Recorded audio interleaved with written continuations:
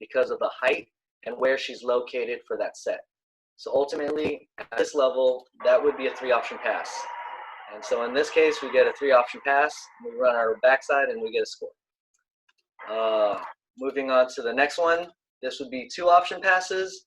If you watch the bottom left clip, ball gets passed. Alana has to step off the court. So in the same manner as that last video, even though Lana has to step off the pass, to me, this is relatively speaking a 2-option pass because she's late to the ball and we got to get a better option to set. So in that instance, this is why this would be a 2-option pass. Top right corner, we watch the pass. Annika passes that ball behind her. On my team, I really instigate the idea that we got to keep the ball in front of our setter. So ultimately, as Alana backs up, that becomes a 2-option pass because she's moving away from the middle. And so for me, I'm actually really happy with that play, even though I statted it as a 2-option pass. But the fact that Alana can set her middles challenges our offense even better. And then if we go into 1-option passes, this is probably a lot obvious that we're not getting good plays out of this. Setters running all the way, and ultimately our goal here is just to be able to run an option. In this specific example, our setter is able to get that ball to our hitter, and we're still able to score, but ultimately that is not good enough for us at the high level. Another example here.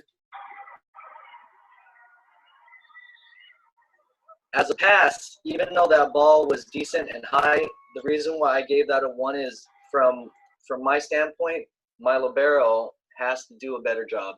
The expectations of what she is capable of doing is at a higher level, so I'd expect her to pass this ball better.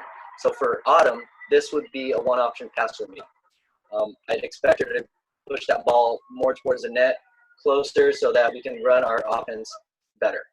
I'm so sorry, Coach. Go ask Autumn. No, I just said I'm sorry. Oh, no, please don't apologize.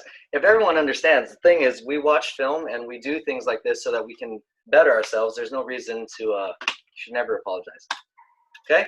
All right. So how that gets applied into a real game situation, the stats are taken from our Vegas Classic. This is essentially our last tournament that we had before COVID decided to take over. So for all of our national teams, we do a lot of travel tournaments, and so these stats are taken from the second day of pool play, which basically means we played 4 matches total to try to get into the gold bracket. So this is how I apply our stats in game. So I stat 1, 2, 3 based on our passers, and the reason why it's important for me is if I look, Autumn Rogelio is my libero. Avery Carter, Annika, and Maddie are my outsides and right sides. So if you guys would assume who would be getting most of the passes, it wouldn't be Autumn, the libero. Most of the time you're serving away from the libero. So the next stat shows you that. If you're looking at Avery, Annika, they're taking most of the passes, or at least opposite way of thinking of that is the opponent's serving more of our hitters. And that kind of piggybacks on last week's conversation that Coach Chris and Coach Sam talked about.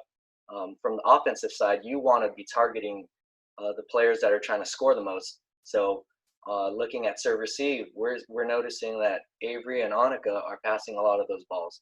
So in my practices, taking stats shows that, and that's something that we can tangibly take on and kind of figure out. So what's the takeaway from all these?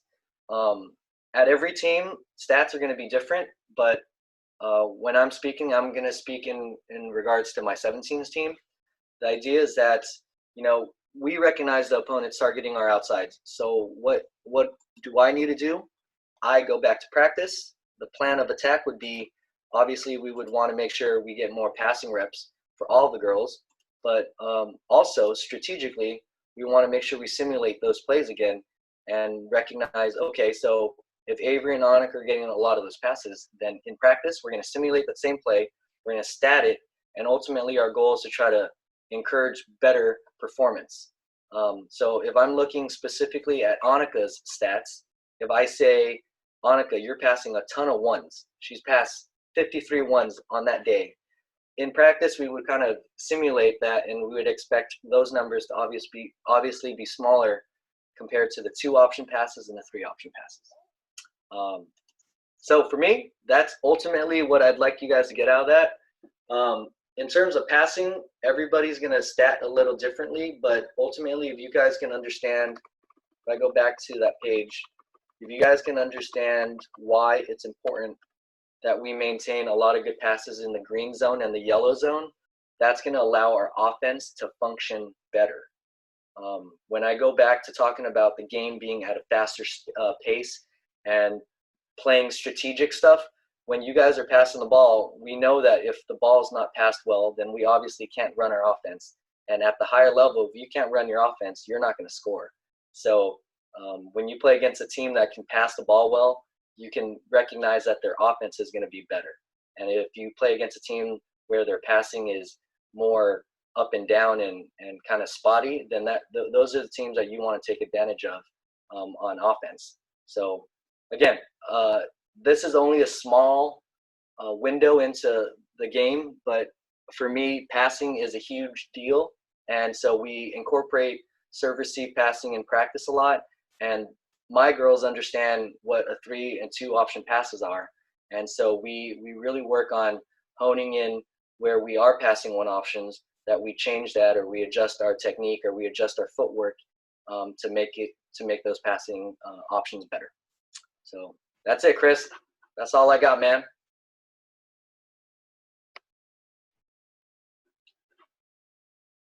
Is Chris still there? Okay, sorry, it was taking me a second to unmute myself. Oh. So that's pretty simple, girls, but what you can do is actually put it into practice. So your homework for Thursday will be to go back to that same video that you guys used before for when you're tracking and charting what Coach Sam and I had you do, and want you to go ahead and stat serve receive.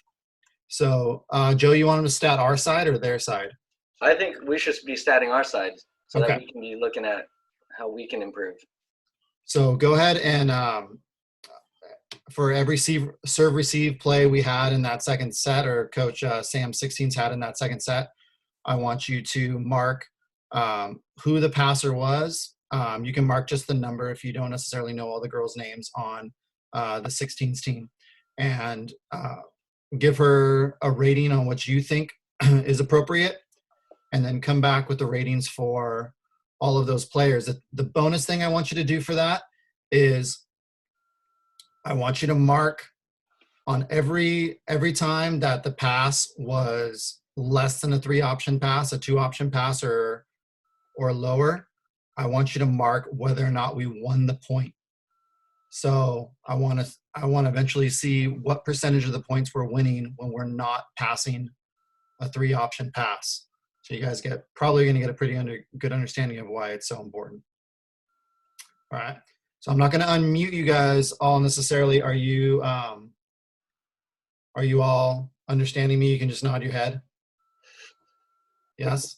Okay. It was pretty easy. It'll take you a little bit to do it time-wise, but it's not super complicated. So we'll get back and we'll talk about that on Thursday, and then maybe just add a couple more nuggets on there in terms of what we can take away from those actual numbers. All right. So the best laid plans. So Coach Steven never logged on, but I know it is somebody else's birthday tomorrow. Oh. Oh, who would that be? Does anybody know? I know. Who? Maya. It's Maya's. Where's Maya at? Is it? In the dark. It's Maya A's birthday tomorrow. Where are you at? I can't even find you. Dark. What's that? Turn on the light. All right, everybody get your candles out. We'll sing to Maya since Coach Steven didn't want any. It's right here. You ready? Get them out, get them out, get them out. Don't burn my bed. Don't burn my bed. I still can't find it. burn. All right, ready? 1, 2, 3, go. Happy birthday to you. Other birthday. Happy Happy birthday. birthday to you. Happy birthday, Mr. Maya. Happy birthday to you. Woo! Lillian drew a Alright. candle. Here, Maya, blow it out. Made it worse. Thanks, guys.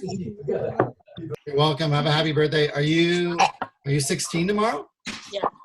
Aww. So cute. All right, guys. So you have your homework for Thursday. So we'll see you back on here on Thursday at 6:45. Okay. How about the one on Wednesday? Oh yes. Thanks. Thanks for reminding me.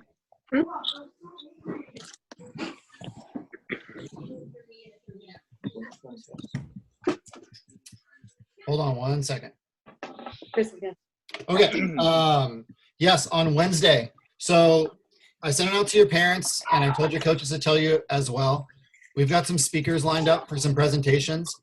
So on Wednesday at 3:30, we're going to be having a presentation from Adam Black, who's the head coach at Moore Park College. So he's going to be doing a presentation for us about playing at the junior college level and do some Q&A. And then it looks like on Friday, we're going to be having a meeting with the head coach at Washington University, Keegan Cook. And then Coach Steven is lining up the assistant at USC. And then I'm also lining up one of the liberos from the national team to do a more in-depth deep dive into some passing technique stuff that they think will help you guys.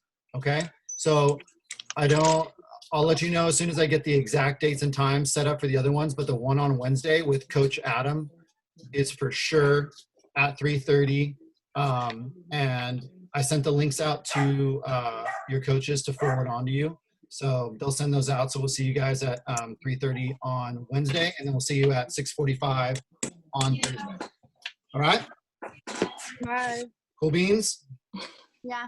Okay. All right. Bye, guys. Bye. Thanks, Joe.